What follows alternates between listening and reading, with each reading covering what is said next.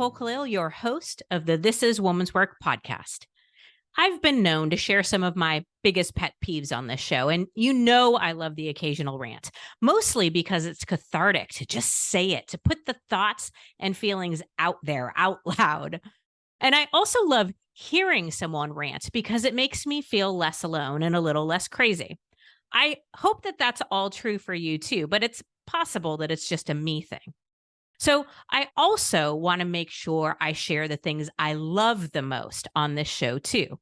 I want to tell you about the things that bring me to tears, that make me want to stand up and cheer, that make me believe that somehow it's all going to be okay, that bring me hope, peace, and joy.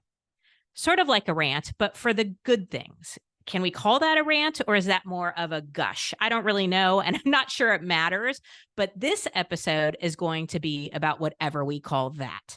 Because today we're going to talk about women being bold. And my God, there's nothing that inspires me more than seeing a woman choose to be bold. It fills me with pride, love, appreciation, celebration, and honestly, some feelings of protectiveness. Because I know when a woman does something bold, it's just a matter of time before someone comes along with their opinion about it. And I really want to be there to tell those people where they can shove their opinions. I mean, seriously, if telling people off who are trying to get in the way of women doing big things was a career, I would do that. I would gladly follow bold women around and tell the haters to fuck off. But alas, that is not a career. So I do things like this instead, which is truly a blessing because every time I have a guest on the show, I get to experience this thing that I love, a woman being bold, and we get to support the shit out of her. So let's talk today about this thing I love. Let's talk about you being bold. I've asked the boldness coach, Vaneese Johnson, to be our guest, as she is a highly accomplished and renowned professional in the field of coaching and has established herself as a trusted expert in empowering women to claim their boldness and achieve unprecedented success. A truth teller and a transformation instigator, she challenges us to step out of our comfort zones and embrace our full potential. And you know I'm here for all of that. Vaneese, I know you don't become a boldness coach without there being some sort of story or personal experience that led you to that. So I want to start by asking, what had you become a boldness coach as your life's work? You know, Nicole, so hi, I'm so super excited to be here. I've been waiting for this moment to have this conversation with you. You know, what happened in life, like it happens to everybody else, I had a major life event. I got divorced. And I got divorced. It wasn't on my schedule to get divorced. It wasn't part of my plan to get divorced, but apparently my plan doesn't matter in the bigger scheme of things. And so when I went through my divorce, I realized I had lost myself. I had put my marriage first, my business second, my dream second, my goal second, or whatever number they were on the list. And when that person was no longer around, I'm like, what the hell? Who am I and what matters and what do I do, right? Exactly. Because before I got married, I had all these awards and accolades in business, and I had this really vibrant life. And then after I got married, I was like, shit, I gotta like start over, do something. Like, what happened? And as I was going through that transition, Nicole, and I know some of the women can identify with that, right? And it could be a loss of job, loss of relationship. It could be a major life, you know, losing loved ones, parents, friends, whatever that is. It could be something major, but it just kind of thwarts you into this space of curiosity about your own life. And so as I was pondering and walking through this, and I'm like, you know, I want to get back to who I used to be or whatever the next version of who I am. What does that look like? And a friend of mine asked me this really important question. And I just encourage every listener to ask themselves this question. If you were invited to a party, what dish would you bring that would be more reminiscent of who you really are? I said, I would want to bring the dish of boldness to a party. And so that got me to thinking, Nicole, it was like, oh, wow, I could really step into that in my own life. And if I stepped into that, I could possibly be a demonstration for other women. about being bold. And as I pondered on that, I was like, well, who do I need to be in order to be, make this a reality in my own life and help other women? And it was like the spirit was like, you need to be the boldness coach. And I was like, who walks around calling himself the boldness coach? Like, that's pretty bold. Yeah, that is Like, epically bold. that is epically, like, universally bold. And what was so funny, I went and Googled the boldness coach. At the time, there was nobody calling themselves the boldness coach. And I was like, this is even more crazy because it's never been done before. Well, guess what? I signed up for it and here I am. And I am the boldness coach. I help women, to high performing, high potential women, to be bold, big, and bad, and to live a life of no permission needed. Okay, so I love that. And we're going to talk about bold, big, and bad in a second.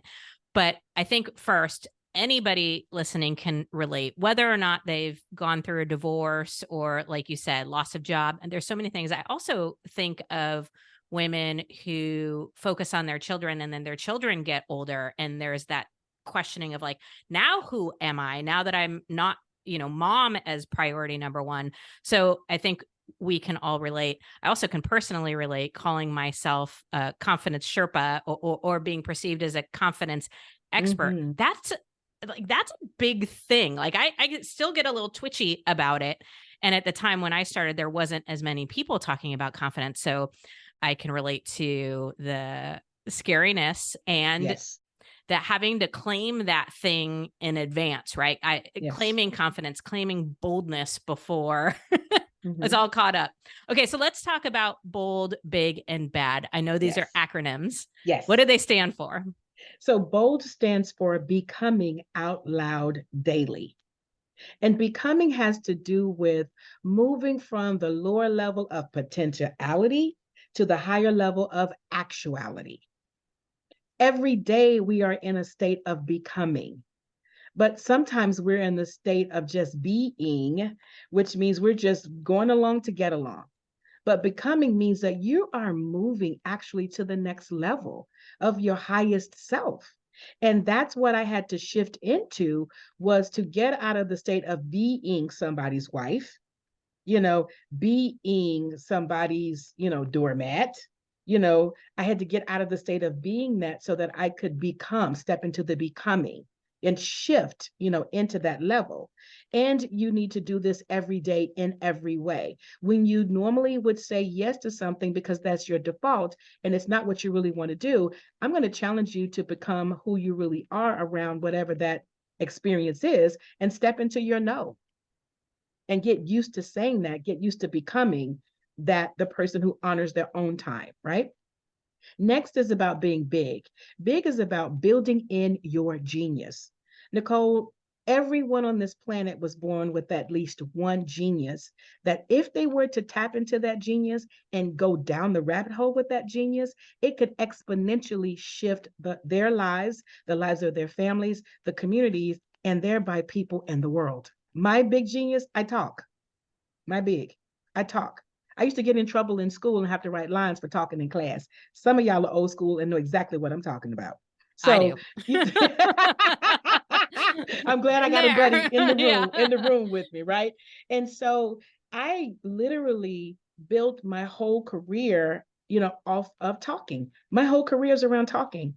So I'm a coach, I'm a speaker, I'm an author, I do workforce development training, I'm a facilitator. So I took my voice, my gift of my voice, and I went down the rabbit hole. And everyone can do this. Identify what's your one gift. It's what you love to do, and it's what you do effortlessly. Ask yourself this question: what else can I do with this? What else can I do with this? What else can I do with this? Go down with the what else question until you run out of things that you could do with that gift that you have and that you love to do.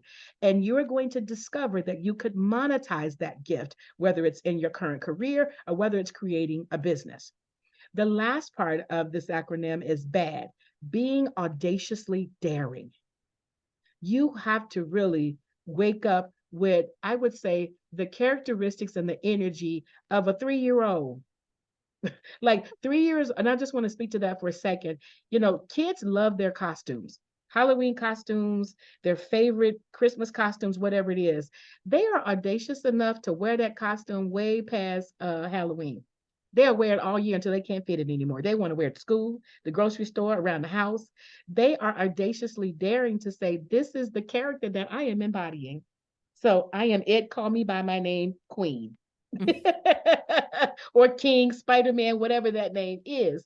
And so be audaciously daring, have the audacity to, number one, show up for yourself, have the audacity to show up in rooms that you wouldn't normally go in. I don't care if there are no other women in the room. If it's the topic, a subject that you like, it's what you love, get yourself together, dress yourself up, whatever that looks like for you, and show up in the room and be accounted for. Don't worry about if nobody else is there that looks like you and sounds like you. Be audacious enough to stand behind your no and to stand behind your yes. Be audacious enough to show up in your style. I wear my hair dyed red because it's part of my style. And when I got divorced, one of the most audacious things I did was I told my hairstylist, cut my hair down, cut it down as low as we can get it, and color it red. And color it, a red that says I'm here. And the color that we go with, the color of my red, is called the motherfucking red. I love it. It So reminds me of something I saw recently where it says, like woman paints her nails red and the husband goes, "Ooh, that's sexy." And she's like, "Oh, I was going for angry."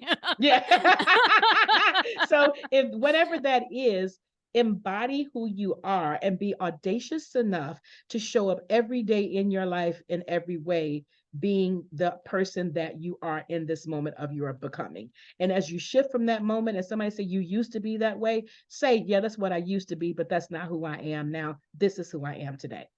And who I'm becoming. I And love who I'm that. becoming. Yes. The becoming versus being. Now, I'm a big fan of being conscious of who and how you're being, but becoming takes it to the next level. There's this sort of active choice component of it that really speaks to me. I love the question, what else can I do with this? This being your genius. And you gave a few examples. I would also add, it's probably something that has been around your whole life. It is. Right? It's just like you were talking about, you talk like this isn't a new thing. This is just something that's shown up in some way throughout your whole life. So I think looking back sometimes can help clue you in, especially if you feel like you've lost yourself or feel disconnected from what your genius might be. Well, because the culture just, the culture, Instagram and other social outlets, and I'm not blaming them, but sometimes you're so visually saturated with what everybody else is doing until it's hard for you to connect with who you are, because you're trying to inadvertently do what they're doing. Nobody wakes up and says, I didn't wake up and say, I'm going to be Nicole, but if I keep watching so much, of this and people like you, then I'm trying to embody who they are, the persona of them versus who I am myself. So you hit it on the nail, you hit the nail on the head when you said we have to go back and really think about those moments as we were, becoming through the different phases of our lives. There is a theme that's resonating within us that is the gift that we get to now, capitalize that one way or the other. I love that. Okay. Can anyone become bold? Or do you think this is something we're born with or born without, or it might be easier for some people than others? Sure. Can anyone be bold? The answer is yes. So what I tell my clients is when I work with them, we're going to find your level of bold. There are different levels of bold. Mine is outright loud. I'm outspoken. I got red hair. I wear bright colors. I'm just sassy. That's me, right? Even with myself walking past the mirror, like, oh, girl, look at you. But there are other people, your boldness may be in your writing. Your boldness may be that you are a good support person because you can help people to see what they don't see. You may have boldness in being an active listener because you can hear what people aren't saying. You may be outwardly bold where you do need to get a seat up at the front of the table and get away from being at the back of the room or against the wall. So it's important you find your level of boldness so that it's easier for you to step into. But if you are trying to become somebody else, this is the litmus test. If you are doing actions and activities that are not in alignment with who you truly are, there's going to be some frustration, some dis-ease, and some discomfort with it. That is the indicator that you are not owning your boldness. You're trying to own someone else's.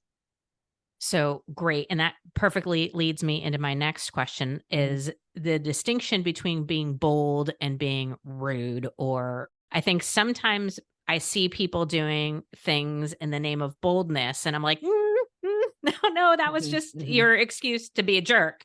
That's Yeah. not what we're Yeah. talking about here. Yeah. So Nope. how do we differentiate between being bold or just being an a-hole? Yeah. So boldness really starts from the inner side, and it's based on your confidence. It's based on the confidence. It's based on self-assuredness. It is based on the knowing that you have about who you are. And boldness allows you to really be able to take a position or take a stance based on the values that are important to you while recognizing that this may not be the value or importance to other people and you're not trying to infringe them on other people. It's really owning that. I mean, I'm an outspoken person, but when I'm out in public, I don't speak against a lot of stuff, mostly nothing. Ain't none of my business. Has nothing to do with me.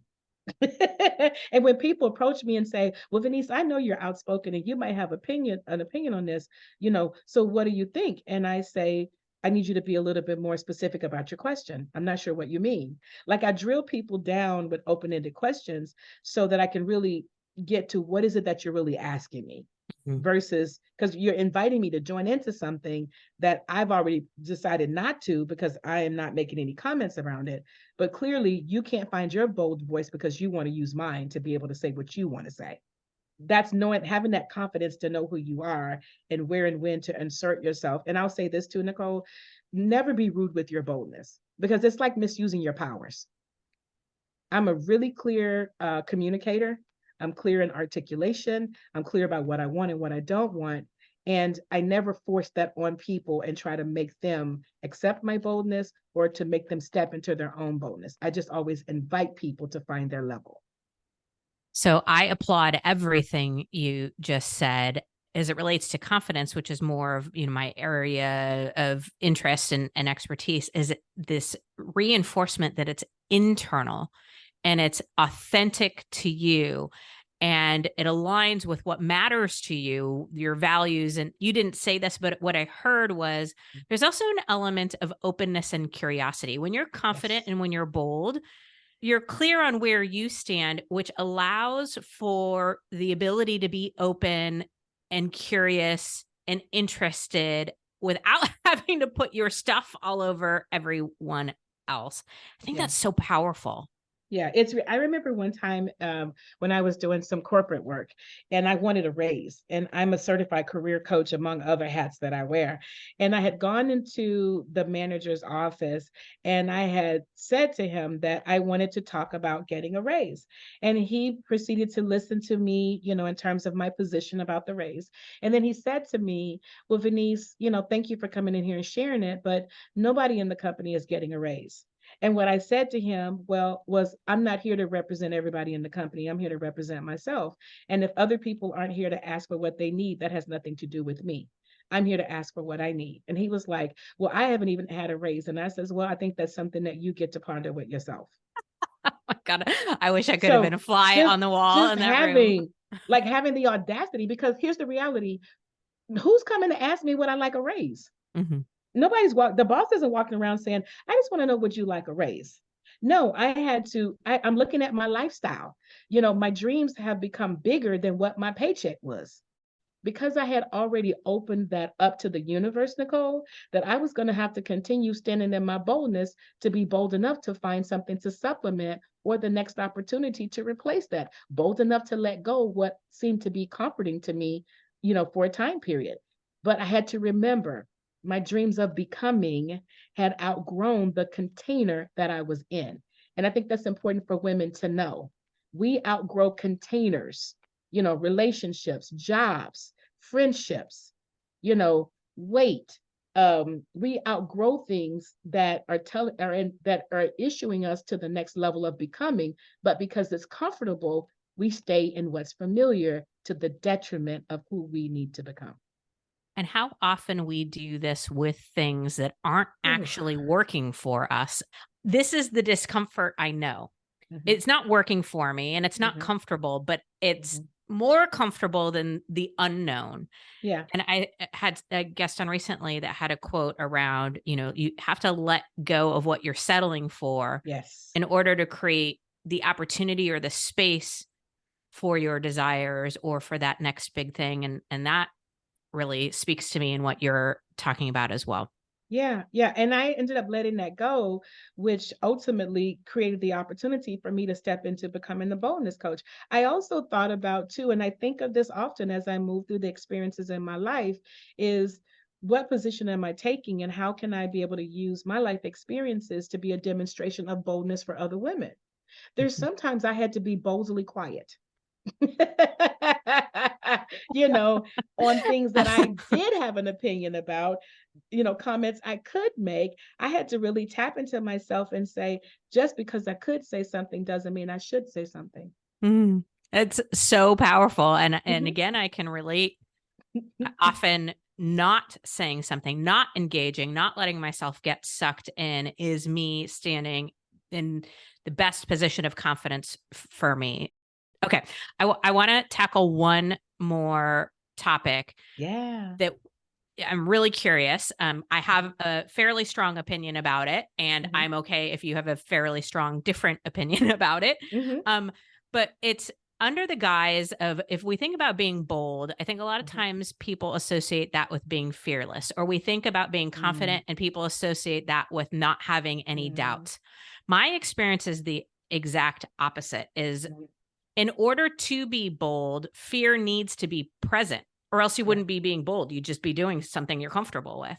Yeah. Or in order to be confident, in order to trust yourself, doubt needs to exist in order for you to choose that. Mhm. So, my question is, where do you think fear or fearlessness and boldness, sort of interact or intersect? And is it actually a possibility? Is it possible that we would ever Mhm. become fearless? Life is yin yang.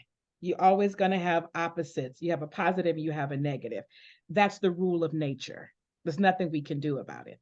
However, what really the opportunity to be in flow with that is how you language the experience that you are having. I don't look at fear for the sake of it being the word fear. What I look at that, I rephrase that as the invitation to be in a stretch.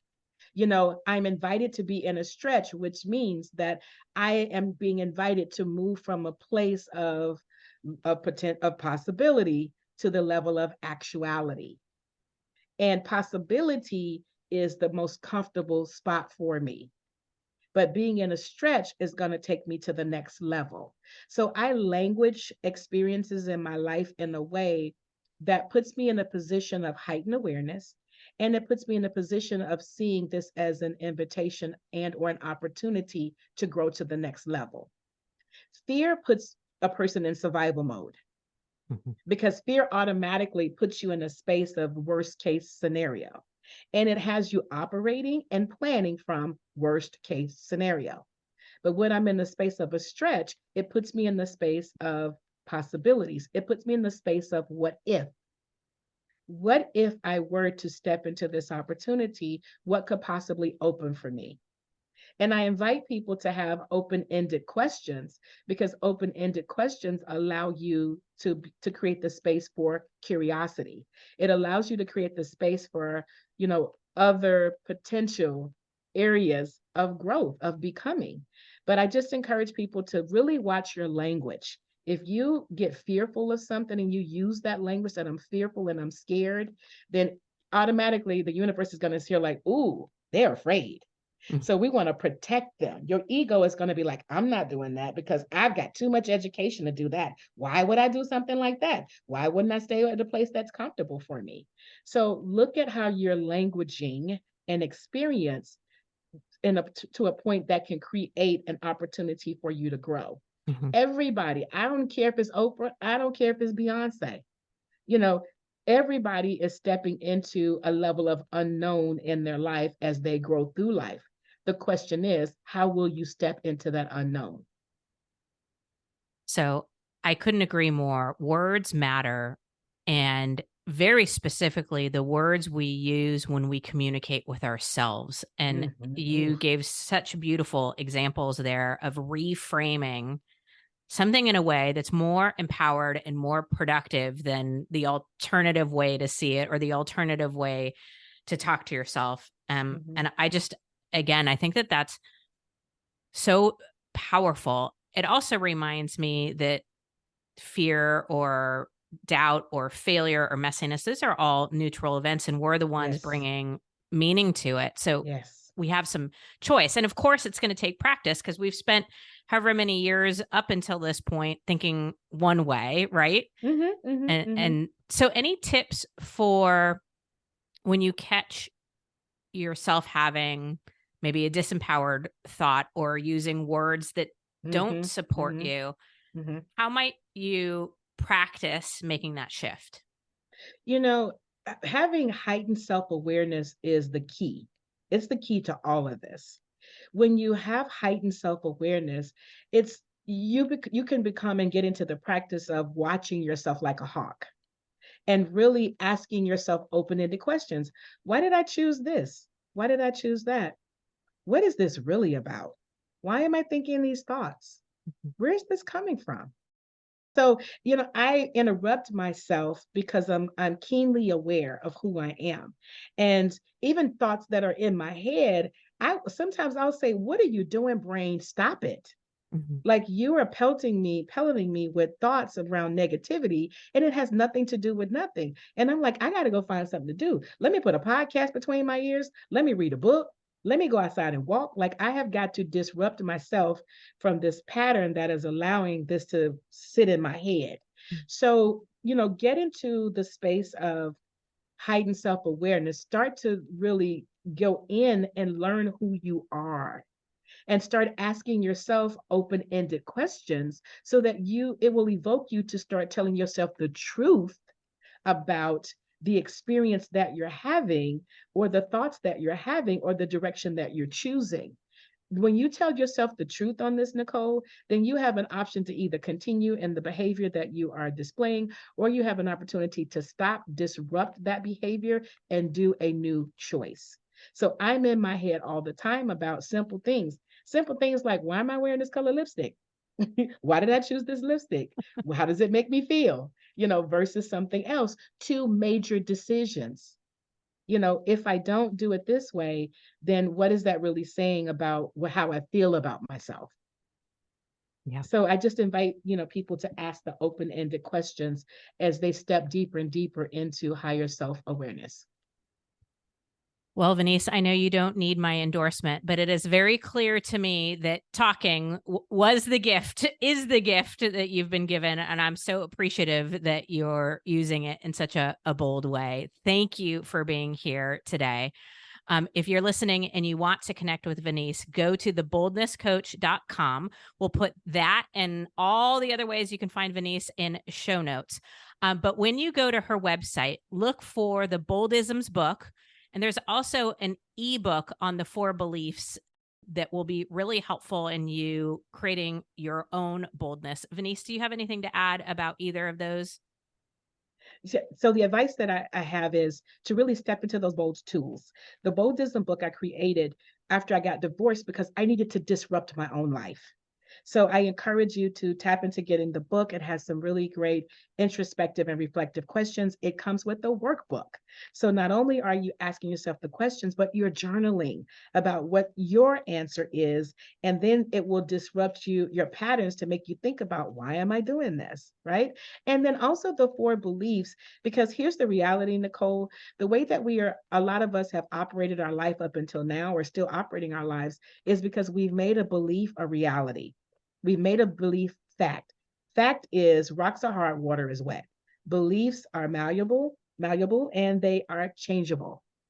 So I just encourage you to really look at the beliefs you have and how you've made them affecting your life and how it's affecting your life. Step into your boldness, own it. Such impactful tools that I know I will be getting my hands on. Thank you, Vaneese, for those and for your time today. Okay, my friend, if you're thinking that the answer or the way to get or do what you really want is to eliminate fear or wait until you feel ready, or to avoid all possibility of embarrassment, risk, or rejection, well, you're going to be waiting for a very, very long time. One thing I can tell you for sure is the bold are not waiting. The bold are shaking at the knees, stumbling over their words, their minds filled with uncertainty, heart racing, and they are stepping forward anyway. Is it any wonder why I love it so much? Why it fills me up when I see women doing bold things, and why I want to rip the faces off of anyone who dares to have judgment about her boldness? I don't always love the things that people are doing or the things that they're saying, but I can always admire the bold. So I ask you this: what really matters to you? What makes you want to rant or makes you gush? And are you being bold about it? Vaneese says, if you want a better quality of life, then update it your damn self. Which reminds me of one of my all-time favorite quotes that hangs where I can see it every day, that says, I stopped waiting for the light at the end of the tunnel and I lit that bitch up myself. Choosing boldness in the face of what matters to you. If that's not woman's work, well, friends, then I don't know what is. This is woman's work.